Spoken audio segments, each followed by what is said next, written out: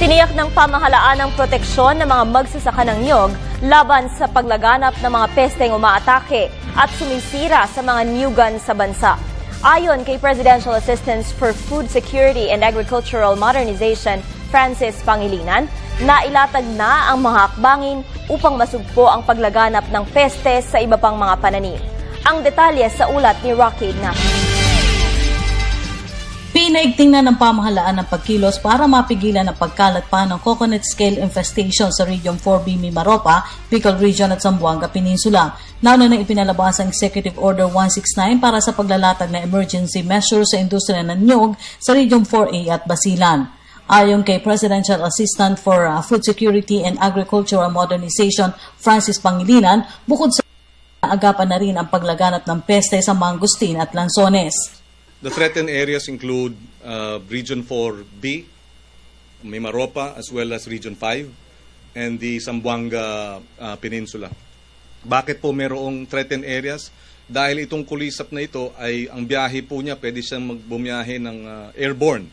Ibig sabihin, pwede po siyang lumipat via air. Pwede rin po siyang lumipat because nga yung mga produktong niyog, pag ito po ay mayroong infestation, pwede rin lumipat by way of transporting of these products. So we will have to check precisely quarantining measures. Bukod sa quarantine, ipinatutupad na rin ang spraying at biocontrol agent o ang tinatawag na friendly kulisap. This is a 6-month program beginning June wherein we will do all these, pruning and burning of drying leaves. Integrated po yung approach niya. And then we will do a trunk injection, after which there will be spraying using organic pesticide. After spraying, we will do release of biocontrol agents, which is the friendly kulisap.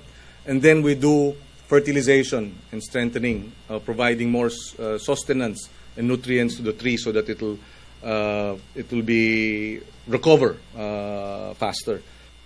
400 milyong piso ang inilaan ng pamahalaan sa programa. Nakapaloob rin dito ang tulong para sa mga apektadong magsasaka sa ilalim ng Cash for Work program. Ang priority po natin, kaya mahalaga po ang local governments, ay bigyan ng trabaho itong mga magsasaka na nawalan ng kita dahil po naubos ang kanilang niyog. Meron pong halimbawa dito po sa Lemery, Batangas, ang sinabi po ng ating mga magsasaka ron, naubos ang 1 hektarya po niyang niyog. Ang kinikita daw niya sa niyog dahil malapit po siya dito sa Metro Manila ay halos 15,000 sa isang buwan. Nawala ho lahat yun. So, ang hihikayatin po natin siya ay makibahagi para ho tulungan po tayo sa pruning at spraying at siya ng cash for work. Babayaran po siya sa araw-araw na kanyang pagtrabaho.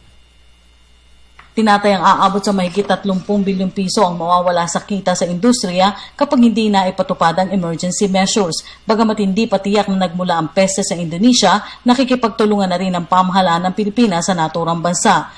Makikipag-ugnayan na rin si Pangilinan sa mga lokal na pamahalaan para mas mapalakas pa ang implementasyon ng programa sa ilalim ng COCO LISAP Assembly. Para sa Telebisyon ng Bayan, Rocky Ignacio.